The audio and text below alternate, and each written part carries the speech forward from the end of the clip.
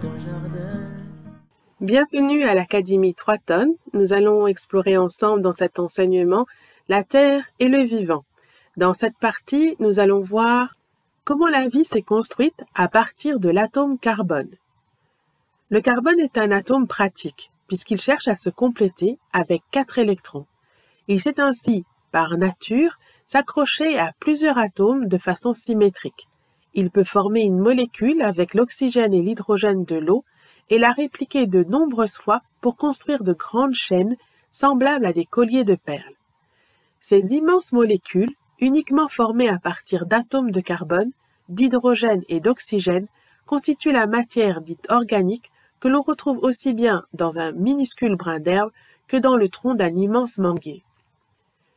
La matière organique n'existe pas naturellement sur Terre.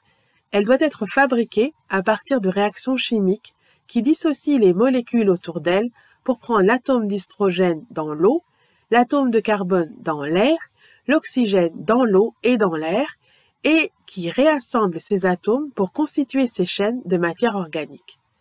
Pour réaliser ces réactions chimiques, il y a besoin d'énergie en mouvement, de chaleur. C'est le soleil qui va fournir cette énergie car la matière organique des feuilles vertes contient des atomes métalliques du magnésium qui a lui un électron à donner.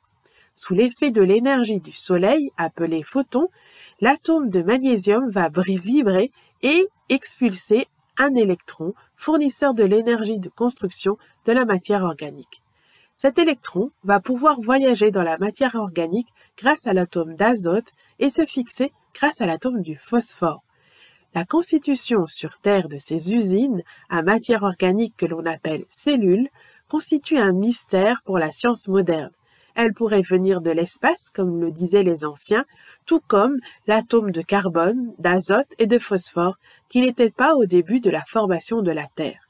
C'est la respiration de cette cellule qui arrive à capter le carbone de l'air grâce aux rayons du soleil, qui va former la matière organique de toutes les plantes autour de nous, et cela juste avec de l'eau. C'est ainsi que la vie s'est construite à partir de l'atome carbone. Ici s'achève cette partie de l'enseignement sur la Terre et le vivant. Vous pouvez maintenant contacter le centre de formation pour nous poser vos questions et valider que vous aviez bien compris cet enseignement avant de passer au suivant. Vous pouvez bien sûr, avant, écouter l'enseignement autant de fois que vous le jugerez nécessaire. 3 tonnes du tout.